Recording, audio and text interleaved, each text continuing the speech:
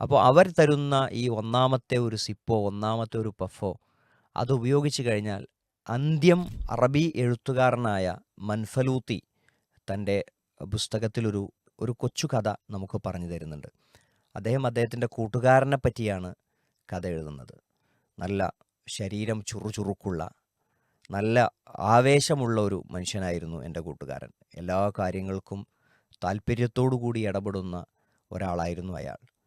പക്ഷേ ഇന്ന് ഞാൻ അദ്ദേഹത്തെ ചെന്നു കണ്ടത് തൻ്റെ കട്ടിലിൽ ഒട്ടിക്കിടക്കുന്ന ഒരു സ്റ്റിക്കർ ഒട്ടിച്ചതുപോലെ മാത്രമേ അയാളുള്ളൂ എന്നാണ്. അത്രയധികം ശരീരം ക്ഷീണിച്ച് അവശനായ, എല്ലും തോലും മാത്രമാകുക എന്ന് പറയുമല്ലോ, ഇറച്ചില്ലാതെ, അങ്ങനെ ആ കട്ടിലിനോട് ചാരിക്കിടക്കുന്ന ഒരാളെയാണ് കണ്ടത്. അദ്ദേഹത്തിൻ്റെ റൂമിൽ നിന്ന് മൂത്രത്തിൻ്റെ മണമുണ്ട്, അവിടെ കാഷ്ടത്തിൻ്റെ മണമുണ്ട്, വൃത്തിയാക്കാത്തതിൻ്റെ ദുർഗന്ധം ആ റൂമിലുണ്ട്. അവിടെ പരിചരിക്കാൻ ഭാര്യയില്ല, മക്കളില്ല, മാതാപിതാക്കളില്ല. അങ്ങനെ ഒരു ഒറ്റപ്പെട്ട അവസ്ഥയാണ് അയാൾക്കുള്ളത്. അങ്ങനെ കഴിയുന്ന ആ ഒരു കൂട്ടുകാരൻ്റെ വേദനയെക്കുറിച്ച് മൻഫലൂത്തി രേഖപ്പെടുത്തുന്നുണ്ട്. അപ്പോൾ ആ കൂട്ടുകാരൻ്റെ അടുക്കൽ ചെന്ന് അവൻ്റെ കൈ പിടിച്ച്, നീ ഈ അവസ്ഥയിലെത്താൻ കാരണം എന്താണ് എന്നാണ് ചോദിച്ചത്. അപ്പോൾ ആ കൂട്ടുകാരൻ പറഞ്ഞ മറുപടി അൽ കഅ്സുൽ ഊല എന്നാണ്. അൽ കഅ്സുൽ ഊല, ഒന്നാമത്തെ കപ്പ്, ഒന്നാമത്തെ സിപ്പ്, അതാണ് എന്നെ ഇവിടെ എത്തിച്ചത് എന്നാണ്. അപ്പോൾ എല്ലാം കൊണ്ടും നല്ല അവസ്ഥയിലായിരുന്ന, നല്ല ശരീരമുണ്ടായിരുന്ന, കുടുംബം കൂടെ ഉണ്ടായിരുന്ന, ഒട്ടനവധി സുഹൃത്തുക്കളൊപ്പം ഉണ്ടായിരുന്ന, ആളുകൾക്കിടയിൽ സജീവമായി ഇടപെട്ടിരുന്ന ആ ചുറുചുറുക്കുള്ള ആ മനുഷ്യൻ എല്ലും തോലുമായി ഒറ്റപ്പെട്ട് വീട്ടിൽ കഴിയേണ്ടി വന്ന സാഹചര്യത്തിൻ്റെ കാരണം ഒന്നാമത്തെ സിപ്പാണ്. അപ്പോൾ ഒന്നാമത്തെ സിപ്പും ഒന്നാമത്തെ പഫും അത് നൽകാൻ വേണ്ടി കാത്തിരിക്കുന്ന ആളുകൾ നമുക്ക് ചുറ്റുമുണ്ട്. അത് കോളേജിൽ നമ്മളോടൊപ്പം പഠിക്കുന്ന കൂട്ടുകാരാകാം, സ്കൂളിൽ നമ്മൾ പോയിക്കൊണ്ടിരിക്കെ നമുക്ക് ഫ്രീയായി, സൗജന്യമായി തരാൻ വേണ്ടിയുള്ള നമ്മുടെ ജ്യേഷ്ഠ സുഹൃത്തുക്കളാകാം. അവർ ഒരുപക്ഷെ ഇതിൻ്റെ വിൽപ്പനയുടെ കണ്ണികളാകും. ഗൗരവത്തിൽ നമ്മൾ ആ വിഷയം കാണണം. അപ്പോൾ അവർ തരുന്ന ഈ ഒന്നാമത്തെ ഒരു സിപ്പോ ഒന്നാമത്തെ ഒരു പഫോ അത് ഉപയോഗിച്ച് കഴിഞ്ഞാൽ അന്ത്യം വളരെ ഭയാനകമായിരിക്കും. ആരുമില്ലാതെ ഒറ്റപ്പെട്ട് കഴിയേണ്ടി വരുന്ന ഒരു ദുരന്ത സാഹചര്യത്തിലേക്കാണ് ലഹരി ഉപയോഗിക്കുന്നവരെത്തുക.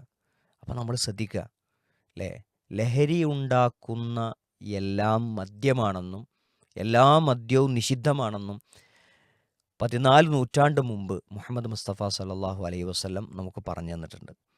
അതുകൊണ്ട് യാതൊരു ഉപകാരവുമില്ല. അള്ളാഹു സുബ്ഹാനഹു വ തആല മദ്യം നിഷിദ്ധമാക്കിയിട്ടുണ്ട്. എന്താ മദ്യം നിഷിദ്ധമാക്കിയത്? അത് മനുഷ്യനെ അവനല്ലാതാക്കി മാറ്റുന്നു എന്നതാണ് അതിൻ്റെ പ്രശ്നം. അപ്പോൾ മനുഷ്യൻ്റെ മനസ്സിനെ നശിപ്പിച്ചു കളയുന്ന, അവൻ്റെ ശരീരത്തെ നശിപ്പിച്ചു കളയുന്ന ഒന്നും തന്നെ ഒരാൾക്ക് ഉപയോഗിക്കാൻ പറ്റില്ല, അനുവാദമില്ല.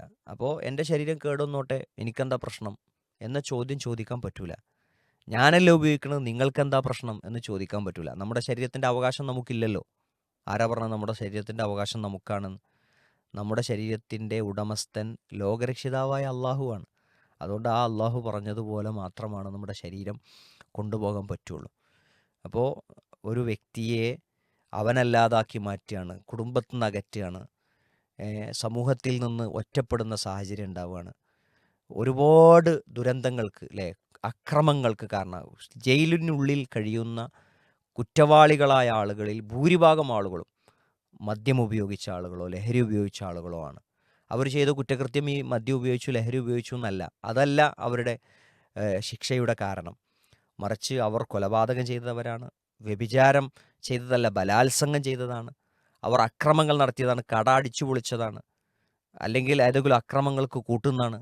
ഇതൊക്കെ ചെയ്തത് ഈ ലഹരിയുടെ ഒരു ഉപയോഗം കാരണത്താലാണ് എന്നറിയുമ്പോൾ അത് അത്രമേൽ ഗൗരവമുള്ള വിഷയമാണെന്ന് തിരിച്ചറിഞ്ഞ് വിശ്വാസി എന്തായാലും ഇത്തരം ലഹരി ഉപയോഗങ്ങളിൽ നിന്ന് വിട്ടുനിൽക്കുക എന്നുള്ളത് വളരെ ആവശ്യമാണ്. അങ്ങനെ ഒരു ഒന്നാമത്തെ സിപ്പിൽ നിന്ന്, ഒന്നാമത്തെ പഫിൽ നിന്ന് രക്ഷപ്പെട്ടാൽ പിന്നെ നമ്മളുടെ ജീവിതം സുരക്ഷിതമായിരിക്കും. ഒന്നാമത്തതിൽ പെടാതിരിക്കുക.